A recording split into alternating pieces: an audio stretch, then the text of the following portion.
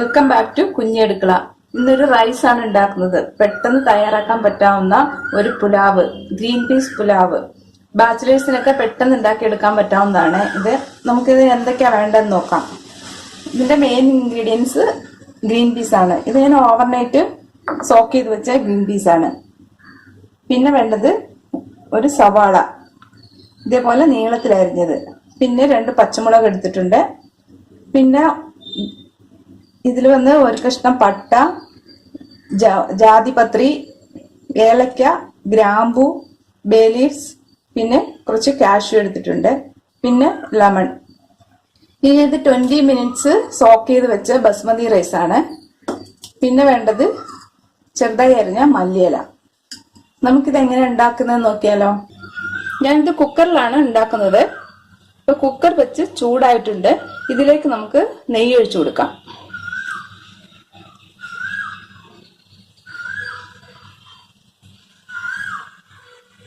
ഇപ്പൊ നെയ്യും എണ്ണയും കൂടി രണ്ടും മിക്സ് ആക്കി നമുക്കിത് യൂസ് ചെയ്യാവുന്നതാണ്. നെയ്യൊക്കെ നിങ്ങളുടെ ഇഷ്ടത്തിനനുസരിച്ച് എടുക്കാം. ഇതൊന്ന് ചൂടായിക്കോട്ടെ. നെയ്യ് നല്ലപോലെ ചൂടായിട്ടുണ്ട്. ഇതിലേക്ക് നമുക്ക് ഈ സ്പൈസസ് നന്നായിട്ട് ഇട്ട് കൊടുക്കാം. ഇനി ഇതിലേക്ക് ഒരു ബേ ലീവ്സ് കട്ട് ചെയ്തിട്ടിട്ടുണ്ട്. പിന്നെ ഇത് പട്ട ഇട്ടിട്ടുണ്ട്. ഇനി ജാതിപത്രി, 3 ഏലക്ക, 4 ഗ്രാമ്പു. ഇനി ഞാനിതിലേക്ക് കാഷ്യൂനട്ട് ഇട്ട് കൊടുക്കുകയാണ്. ഇനി ഇതിലേക്ക് ഈ സവാള ഇട്ട് കൊടുക്കുകയാണ്. ഈ സവാള നല്ലപോലെ നമുക്ക് ബ്രൗൺ കളർ ആവുന്ന വരെ ഒന്ന് വഴറ്റി കൊടുക്കാം.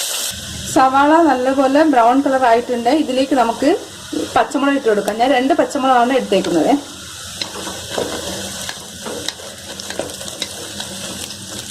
ഇനി നമുക്കിതിലേക്ക് ഈ ഗ്രീൻ പീസ് ഇട്ട് കൊടുക്കാം.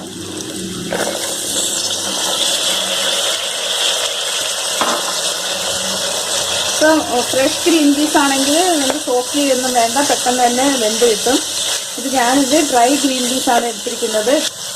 നിറയെ വേവുണ്ടെങ്കിൽ കുക്കറിൽ ഒരു വിസിലടിച്ച് ഒന്ന് ഹാഫ് ബോയിൽ ആക്കിയതിന് ശേഷം വേണം ഇതിലിടാൻ. ഇതിപ്പോൾ ഈ ഗ്രീൻ പീസ് പെട്ടെന്ന് വെന്ത് കിട്ടും. അതാണ് ഞാൻ ഇതിലേക്ക് ഡയറക്റ്റ് ആയിട്ട് ചേർത്ത് കൊടുത്തത്. ഇതിലേക്ക് നമുക്കിനി ചോറ് വേവാൻ ആവശ്യമായിട്ടുള്ള വെള്ളം ഒഴിച്ചു കൊടുക്കാം. ഞാനിപ്പോൾ 250 ml ഗ്ലാസ്സിൽ ഒരു 1.5 ഗ്ലാസ് അരിയാണ് എടുത്തേക്കുന്നത്. അപ്പോൾ അതുകൊണ്ട് ഞാനിതിൽ 2.25 ഗ്ലാസ് വെള്ളമാണ് ഒഴിച്ചു കൊടുക്കാൻ പോകുന്നത്. ഇനി ഇതിലേക്ക് നമുക്ക് ആവശ്യത്തിന് ഉപ്പിട്ട് കൊടുക്കാം. ഇപ്പൊ ചോറിന് ആവശ്യമായിട്ടുള്ള ഉപ്പ് ഇതിലിടണം. ഇനി ഈ വെള്ളം ഒന്ന് തിളച്ചതിന് ശേഷം നമുക്ക് അരി ഇട്ട് കൊടുക്കാം. വെള്ളം നല്ലപോലെ തിളച്ചിട്ടുണ്ട്. ഇതിലേക്ക് നമുക്ക് റൈസ് ഇട്ട് കൊടുക്കാം. നല്ലപോലെ ഒന്ന് ഇളക്കി കൊടുക്കാം.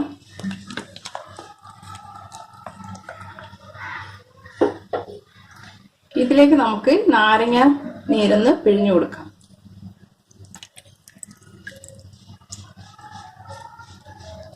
ഒരു ടീസ്പൂൺ നാരങ്ങ നീര് മതി. ഉപ്പൊക്കെ ഉണ്ടോന്ന് ഒന്ന് ചെക്ക് ചെയ്യാം. ഇത്തിരി കുറവാണ്. ഇനി നമുക്കിത് മീഡിയം ഫ്ലെയിമിൽ ഒരു വിസിൽ വരുന്നത് വരെ നമുക്കൊന്ന് വേവിച്ചെടുക്കാം.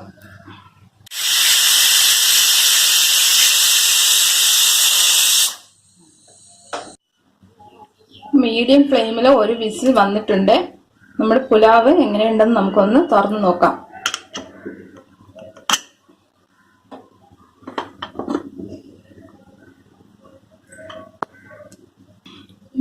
ഇനി നമുക്ക് ഇതിലേക്ക് കുറച്ച് മല്ലിയില ഇട്ട് കൊടുക്കാം.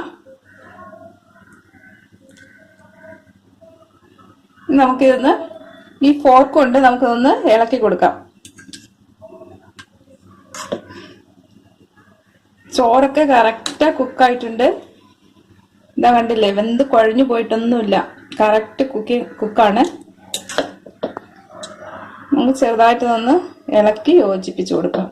നമ്മുടെ പീസ് പുലാവ് റെഡി ആയിട്ടുണ്ട്. സൂപ്പർ ടേസ്റ്റ് ആണിത്.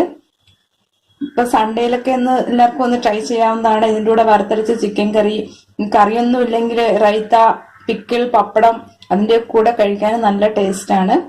ബാച്ചിലേഴ്സിനൊക്കെ പെട്ടെന്ന് ഉണ്ടാക്കാൻ പറ്റാവുന്നതാണ്. എല്ലാവരും ഒന്ന് ട്രൈ ചെയ്യണം. Thank you.